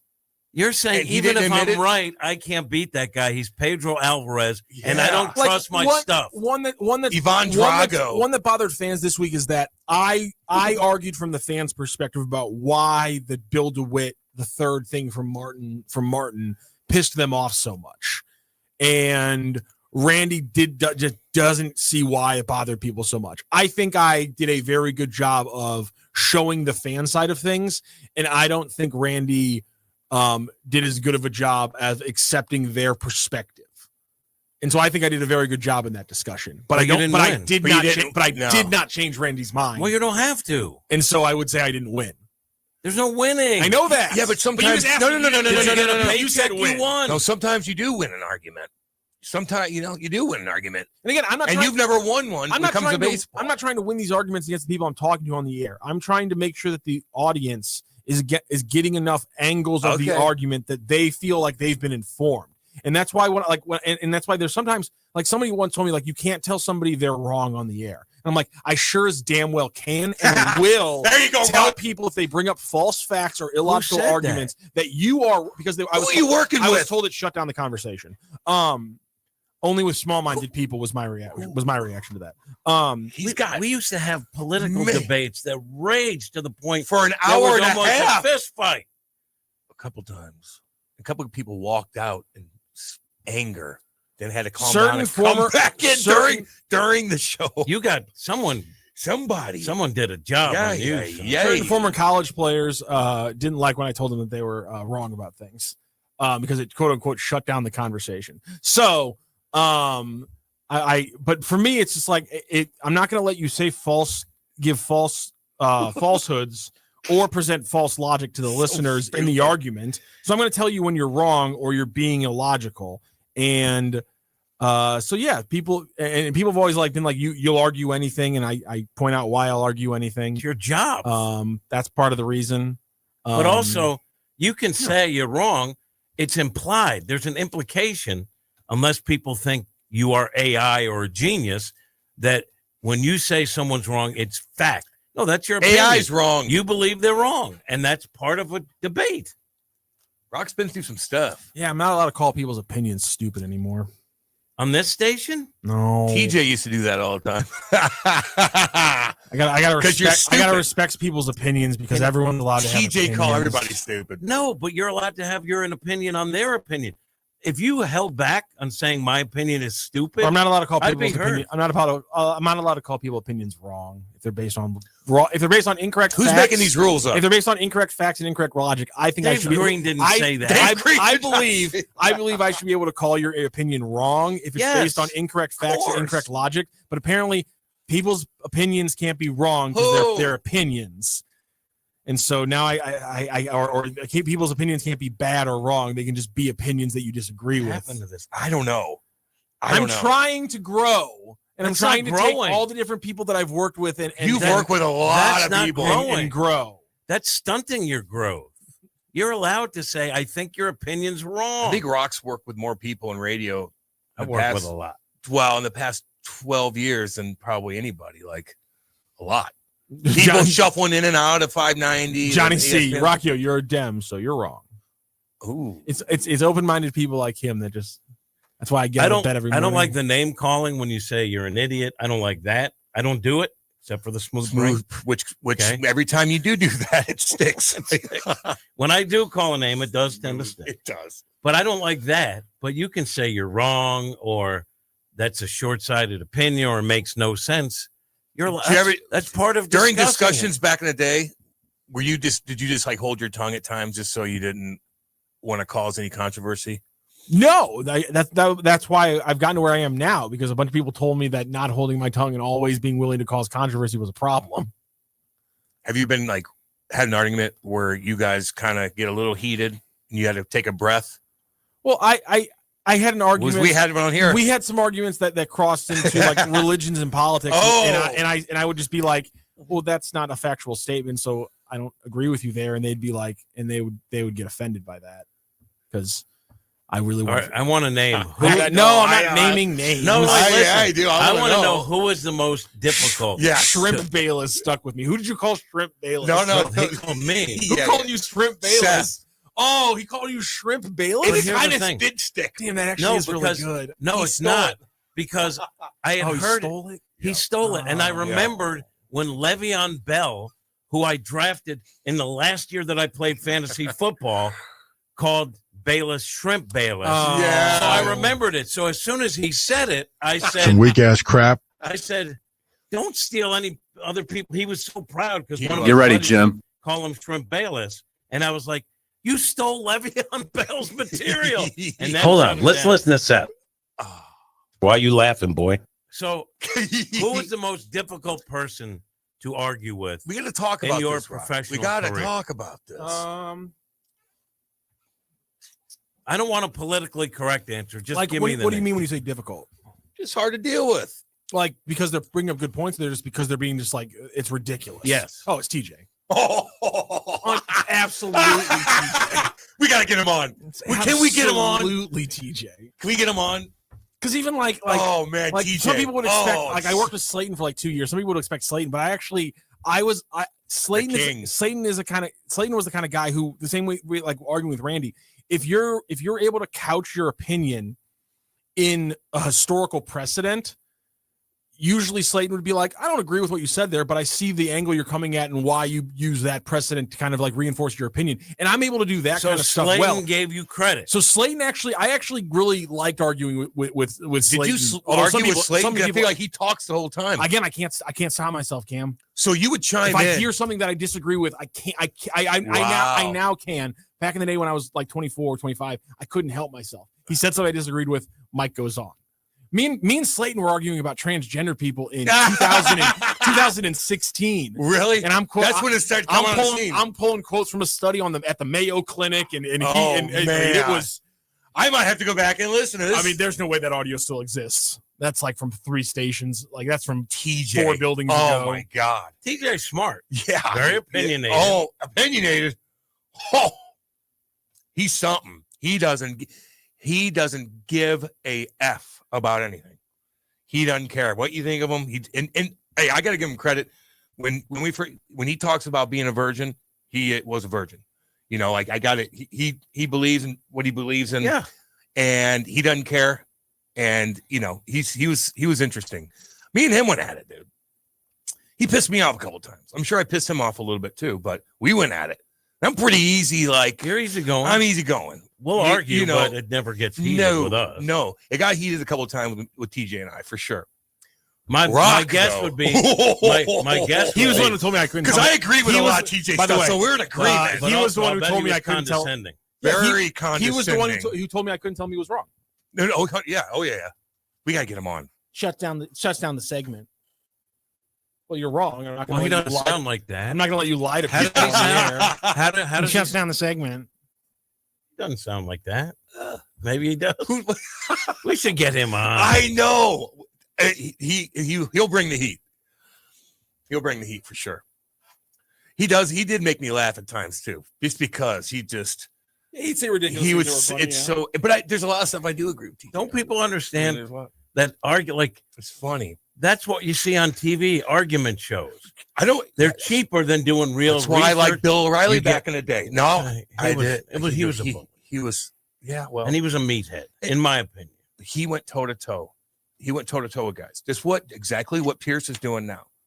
Tucker, I don't know what he's doing. Tucker's just doing long form interviews. I want toe to toe. But all these sports shows are based on arguments. Like you can't say when you say I'm wrong, it shuts down the argument. No, it doesn't. Just keep arguing. Keep going. Battle through it there. Rock, fella. do you still have nightmares about putting green gate? Wombat. Putting green gate. I hadn't thought about that for a very long time since you brought it up. What is it? What is it? That was when we were promoting the morning show's golf tournament. One of the big things we had to mention was that the putting green would be free. And everyone was, and the big thing just would take off and be like, yeah, obviously, why wouldn't it be? But that was something I was told that I had to mention in the promo. This was TMA. Yes, and I was writing all the. I was the copywriter at this time for the station, so I was writing all the ads and so they got promos and things like that. And I was told I had to mention and I had to add one line in the promo about how the putting green was free. And who did that to you? TMA listeners, being the TMA listeners, they know when to latch onto the right thing most of the time. They latched onto the right thing on that one. It was a very good joke. And yeah, I caught hell for that for a very long time, even though it was in no way, shape, or form my decision or my fault. We said something. No, somebody's gonna. Who you did want that? food? That's what it is. Who I'm pathetic. You know, a little pathetic there. Who did that? Because it's funny. Was that Tim? Did Tim put that in there just to make a laugh? No, Hadley put that in there because he thought it was material. He thought it was a real thing he had to promo. Oh my God, Hadley did it. Tim refused to do the live hilarious. reads. Tim wasn't doing the live reads. Okay. And this was when I was I fired at this point or on sabbatical? You had been. Oh, I love it. All of a sudden, right? I was going to say the exact differentiation in those two dates. I'll have to leave to you and your lawyers, but I do not believe that you were on the show any longer. No, I used to listen to you guys talk about old stories that I didn't even know anything was going on, but it was so funny. And now that listen, you know what? I was laughing at first, but now actually reliving it. Degenerate Wombat's right. I did sound like I had a gun to my head during those live reads. That's so Hadley. That was the Hadley screwed worst, that man. up. Yeah, shocker. And he didn't even know. And then you're I'm sorry. And all the charity stuff. Oh the stuff that you had to go through, Rock. Man, you had to grind it. No wonder you're hard on Grant. Grant walks in here, he's invited. This is why I don't think you should have any employer loyalty. You know, you had to go through hell and back, dude. Everyone's on like, multiple levels. You're such a good worker. I shouldn't have been. I should have told him to You're go damn right. I should have told him to go F You're himself, damn right. trash the studio, and walked out with both the birds to the floor. That's the way I should have reacted when I was employed by somebody like that. But no, I'm a good employee, and I do the work. And that's why I'm a pathetic, sad person who you shouldn't respect for being like that. God. Flip the double birds. Flip the desk over. Tell the employee to go F themselves. That's why, Jimmy. That's why. Comrade Rock. Comrade Rock. Comrade Rock. It's more like French Revolution. It's like, what? I can only have I can only have 14 days of paid vacation instead of 18. I'm burning this business to the ground. I'm going full French Revolutionary on this one. God dang. What? Well, you gotta let it out. Only 2 smoke breaks instead of 12 smoke breaks. This company will be ashes. Wow. Well, speaking of pools. Jeez Louise. Well, speaking of pools. No. Man. Hockey Bob hung up a long time ago. Summer may be winding down, but imagine this: your own backyard oasis, a pool where the kids play, a fire pit for cool nights, a patio perfect for hosting your buddies, kind of place where memories are made. At Merrimack Pools and Outdoors, they've been bringing those visions to life for over 25 years. Family-owned, St. Louis proud, and trusted to design and build the ultimate backyard. Not just pools. We're talking about full outdoor kitchens, sport courts, fire features, smart pool technology, LED lighting, spa integration, and more. From concept to completion, Merrimack Pools and Outdoors handles it all. You saw some of their work. Oh yeah, I was hanging out with Brad Burns the other day with Dave Green at his house. Lovely house, 5 kids cruising around, jumping in the pool, playing golf in their backyard. They could do all that stuff. They could really pimp out your backyard. They're the best. You got to check out. You got to go online and check out all the pictures that they have and what they've done, and they're very professional. You'll say I need that. So if you're ready to stop dreaming and start building, head to splashstl.com right now. When you order your package, you'll receive a free salt cell. That's a $2,000 value, free of charge and included. Merrimack Pools and Outdoors, making your backyard the place everyone wants to be. Visit splashstl.com today. And that, gentlemen, is how you do a live read. Rock, can I ask you another question? You're very interesting. I spent 4 hours producing a soccer podcast on the Thursday before I got let go from Hubbard. Never try. Do the bare minimum. Rock, but if you were in a setting like this with Dave at the helm, like how everything is right now, pretty easy going. I know you get pissy poo a couple times. No, I'm Charlie Brown with the football. I'm working my ass off. I know all over again. I know. No, but it's a lot. You don't have certain people around you anymore. It's an easier environment. Is that a shot at Iggy? It's a shot at a lot of people. It was a shot at Iggy. For the record, no. For the record, I did not say that. If you stop listening to our show to listen to Brendan Schaefer, there's something terribly wrong with you. He'd be way more mellow. Like you've been through the grind with a lot of different things, man. It affects you mentally, dude. It does. Oh, it has. He's scarred. I know. You're mentally scarred. He was young. You're dealing with all this stuff. Like you can handle it. Hadley, you're telling you dealt with. But if I kind of lost my mind a couple times. But he was young. I've been pretty cynical since about freshman year in high school. But he's a young guy. You know, Rock. Man, I kind of feel bad for you sometimes, dude. Oh, don't. You shouldn't at all. Okay. I do when you shut down on us. That's true. See, Which that's is why a scarred reaction. I know. He's a scarred man. God dang, Rock. Oh, this radio. And it's because of this DJ radio. Mo? Well, him. Well, I mean, he was just an ass to deal with. Hadley was on him. Hadley was on him, dude. Like you can't believe.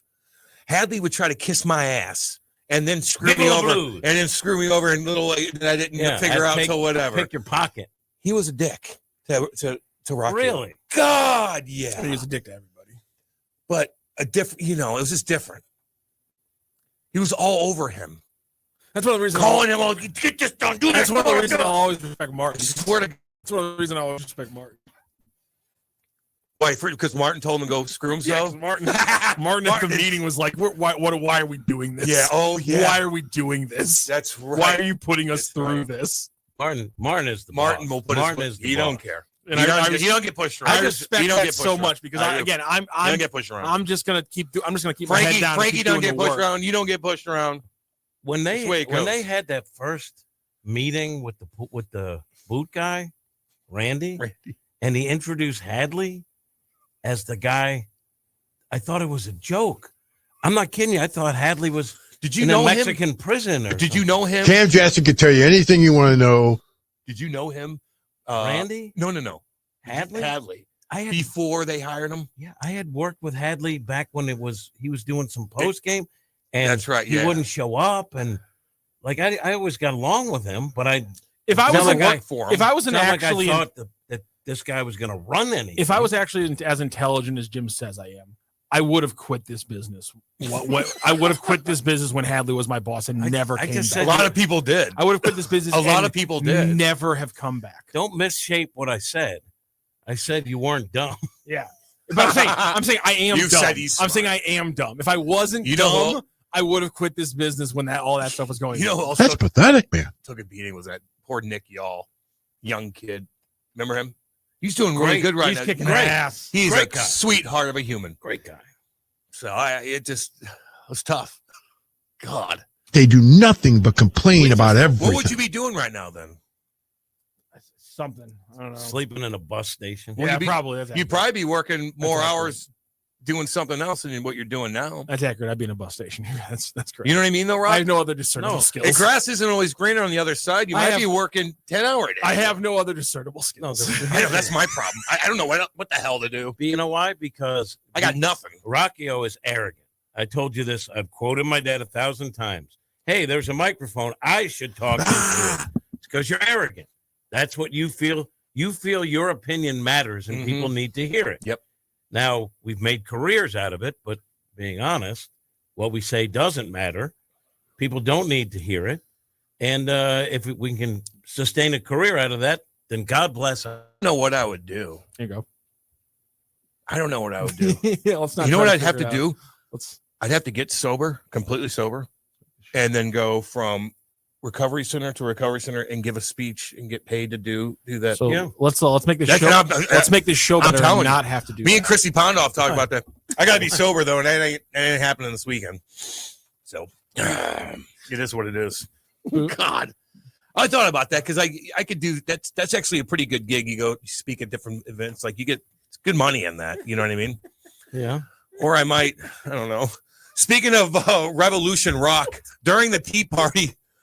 Speaking of revolutionary rock, during the Tea Party, colonists were receiving assistance and security from Britain. They were taxed way less than British citizens. Do you think they were wrong to revolt? What an insane question. The boon. We were taxed less. I say we because we're American. Damn right. Were we taxed less than the British? The British citizens. I don't know. The ones who lived on the island, probably. They probably had a bunch of like little taxes that they had to pay on a daily basis, like that, and that's why they were trying to like things like stamp taxes and stuff that they were trying to put on here in the colonies that we were getting angry about. Yeah, but the big thing with the American Revolution that you always got to remember is we weren't mad that we were being taxed. We were mad that they were adding taxes and we had no say in those taxes. It's not just taxation; it's taxation without representation. The whole phrase we don't like that is a key point. Yeah, but I thought the taxes were pretty high. That's why I'm waiting for the Puerto Ricans to finally rise up. Why is that? Seem racist. We tax them without representation. Yeah. What are they going to do? Just a joke. Rock is this is a compliment. Rock is a great dude. I've really enjoyed listening to him on the radio for years. Very intelligent guy. Sometimes Wombat could be honest, Again, and that was an honest If I was very intelligent, it would have been I enjoyed listening to him on the radio for a year. And then he got out of his got out and business. made a ton of money. It's your working own from fault. his basement in his mansion. It's because you're arrogant that you feel your opinions need to be No, 'cause heard. he loves That's all. sports. Loves sports. He's not a fan though. Yeah. I'm a fan He's of a fan of I'm a fan of sports. He's I'm not a a fan of sports sports fan teams. of everything.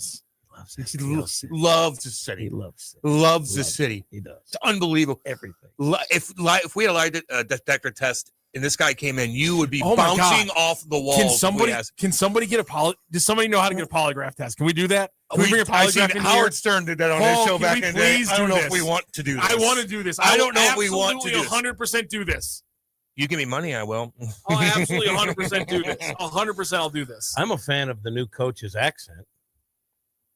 What? What's the coach's name? Critch? Oh, David Critchley? I love his accent. Where's I he do, from? I do love a good British Where's he accent. from? He's from England. I think cool. he's I think he's I from like the somewhere way around Brits Liverpool. speak. I think he's somewhere around They Liverpool. got beat 3-0 by Portland, and he said, "Jolly good show." It didn't happen. 3-0 Good story. Portland. Good story. That's you see when you say that didn't happen, that shuts down a conversation. Yeah, you can't shut down the I'm conversation. offended by that. Man, oh man. All right, let's go to break. Don't go anywhere. We'll be back. Hot Take Central 2.0. Hot Take Central 2.0. Now, as you sports fans know, it's really getting out of hand, man. It's going way out of control. With Cam Janssen. I'm going to lead you down the path that rocks. And Jimmy the Cat Hayes. You're a legend in the city, moving by day instead of night. Weekday mornings from 8 to 10. Hell yeah. Only on the Lou Information Station. Streaming 24/7 at louinfo.com. Hot Take Central 2.0. This whole situation is getting out of control. Hi, it's Jennifer Bardot, and I am here with Edward Jones financial advisor Bethany Shell. Bethany, when it comes to choosing a financial advisor, what should people really be asking? Jennifer, I think the first question is simple. Does your financial advisor take the time to really listen to you? Your goals, your family, your future, it should always be personalized. So it's not just about numbers? Exactly. Life changes, and so does your financial situation. You want someone who will be there with you, working with you to help keep your strategy on track. What if someone is brand new to investing? That's the best time to start. Use an established process to create a personalized strategy backed by advice, tools, and resources to help you reach your goals. And we make sure you have access to the information you need when you need it. I love that. So it sounds like financial planning is really about living life on your own terms. It really is. I believe feeling rich isn't about hitting a magic number. It's about having financial strategies that support a life you love. Because the key to being rich is knowing what counts. Contact me today at 314-648-2020. This is a paid-for ad by Bethany Shildt, Edward Jones, member SIPC. LouInfo.com news headlines. Brought to you by Brown and Crouppen. GetBC.com. This is your LouInfo.com news update. A St. Louis judge has issued an arrest warrant in a deadly shooting in the Mount Pleasant neighborhood. Police say the victim was shot early Thursday morning on Osceola Street and later died at the hospital. Investigators traced a suspect vehicle to 58-year-old Walter Scott III, and he's now charged with first-degree murder and other crimes. Missouri State Highway Patrol made 84 arrests during a special enforcement operation on St. Louis highways Wednesday. 5 Troop C troopers targeted criminal activity and reckless driving on city interstates. The effort, known as Saturation Patrol, aims to boost public safety. They did not say how many traffic stops were made or how many led to arrests. General Mills is closing its pizza crust plant in St. Charles and 2 pet food facilities in Joplin, Missouri. The move is part of a broader restructuring plan that includes consolidating operations. The closures are set to wrap up by 2029 as General Mills looks to cut costs and boost savings. For the Lou Information Station, streaming 24/7 at louinfo.com, I'm Jen Austin. Now, LouInfo.com weather. Presented by STL Sports Central. St. Louis sports. Anytime, anywhere. Here's your LouInfo.com weather update. Very warm temperatures all the way through the weekend and into next week. It looks like we may get a break in the weather pattern by Tuesday. For now, sunshine, and we're headed for the upper 80s. Overnight will be clear, mid-60s, and then about the same on Saturday and Sunday. Upper 80s both days, and sunny. We're in the mid-80s with fair weather on Monday. I'm meteorologist Steve Hamilton for the Lou Information Station, streaming 24/7 at louinfo.com. Are you paying too much for term life insurance? There's a tremendous price war among the major term life companies. Rates have dropped dramatically in the past 2 years. For example, a man age 45 non-tobacco user, $1 million of coverage is only $75 per month, level for the next 10 years. Or a man age 50 non-tobacco user can buy $500,000 of coverage for a monthly premium of only $110, guaranteed not to change for the next 20 years. That's right, level rates for 20 years. And if you're a smoker, we have great rates for you as well. At the Term Lifeline, we specialize in policies of $500,000 and above. So if you're looking for new or replacement term life insurance, call right now for a free quote. Rates and availability may vary by state. Sample rate quotes are based on preferred non-tobacco underwriting exam required to qualify. 800-803-1961. 800-803-1961. 800-803-1961. That's 800-803-1961. Hey, Cat, summer's winding down, but I keep thinking, my backyard is weak, man. I need a pool and maybe even a fire pit. Cam, you know who can handle that? Merrimack Pools and Outdoors. They're a family-owned St. Louis company, been doing this for 25 years. They do more than just pools, right? Oh, yeah. Patios, outdoor kitchens, sport courts, fire features, the whole outdoor package. They'll design it, build it, and make it look amazing. That sounds like trouble for my neighbors when I start hosting barbecues with the boys. Exactly. And here's the best part. Free consultations, smart pool features like LED lighting and spa integration, financing options, and they back it all with a lifetime manufacturer warranty. That's legit. And you know I like local. They're licensed, insured, bonded, and based right here in St. Louis. If you want the ultimate backyard, head to SplashSTL.com. Hit up SplashSTL.com for more information and receive a free salt cell included in your package. A $2,000 value. SplashSTL.com. Back to more of Hot Take Central 2.0 with Cam Janssen and Jimmy the Cat Hayes on the Lou Information Station. Streaming 24/7 at LouInfo.com. Yeah. Hope everybody has a good weekend this weekend. Should be pretty nice out. Let me look at the weather quick. Oh, Rock's talking to Grant right now. Jumping ship. I'm on this ship. Grant's here now. Grant, We're gonna. I like that. Yeah, good. I need you to shut that down for a week or two. I see what you're saying. You gotta kill these murmurs. Thanks, buddy. Okay, I Appreciate understand. You. Copacetic. I understand. Me and you on this one. Yeah. Grant, how are you? I'm good. How are you two? You three. I like to give Grant a little exposure. I know. Yeah. We love Grant. Grant's good. Grant's a smart dude. Hey, Grant. He is. He knows his stuff. I want to just tell you something. This is a cautionary tale. Mm-hmm. Rockio's a smart guy. He is a smart guy. He's a broadcast veteran. He's in a this veteran. town. Mm-hmm. Older than you might think. And he's been scarred by some of the people he's worked with. Don't let him do that to you. Yeah, I won't. We need to protect you. Protect me? Yeah, because it did scar Rock. The things that he had to go through in radio that you're probably not going to have to go through because things have changed. I think we just say my 20s scarred me. Rock got pretty good in this business by over some the bad last people that he worked with. Yeah. Mm-hmm. You know. So when I tell you, that's why we're nice clip to you. some things for serving it up. Just clip them. Yes, I do. He does. But now Rock's telling me not to. So now I'm getting pulled in two different directions. I don't know what to do. I'd listen to my Rock. mom's taking me one way. My dad's taking me one way. Go with your heart. Go with my heart. Go with your heart. I feel like a child in a divorce. Who do I listen to? I don't know, man. Rockio. I would say listen to Rockio. What do you got going this weekend, homie? Nothing. No Mizzou. Yeah, you're gonna watch Alabama Vanderbilt. Yeah, Bama's gonna whoop them. I think so. I hope so. No question. You kind of want that, right? Going into next week. Yeah. Are you going next week? You said that you might. He's not going. Jimmy, he needs to understand. He lies. He says he lies. I to. do when it comes to that. Unless there's a party bus and there's a bathroom on it. And you know how I am. So unless there's a bathroom. Bathroom on the party bus. Unless you wheel a porta an hour and a half drive. No. The ones that are in the back. Yeah, you just got to get the bigger version of the party bus. So if you want to do that, I'll go. But yes, Grant, hire a party bus so Cam will go. Yeah, I can afford that. You know, they're pretty expensive, especially if they're going to go to Columbia. They got to wait all day and then get us back at night. Yeah, but why do you make the promises that you're going to go? I didn't promise that. I just said I might go.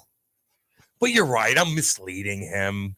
You know, I'm leading him on. I'm leading him on. He just told us, hey, Skeeter, Cam's going to the game. I know. With us. Yeah, I told everyone I know, actually. I'm leading you on. Yeah. Yeah, don't do I got to stop doing that. I ain't going. All right, I have one. I know we got a break soon. Question for you. Honest answer. Yes. Do you believe that Rockio is a fan of STL City? Damn good question. Honest, don't look at him. Don't look at him. He's already checked out. I he thinks I'm ranting. Yes, but I think that he's grown to hate them.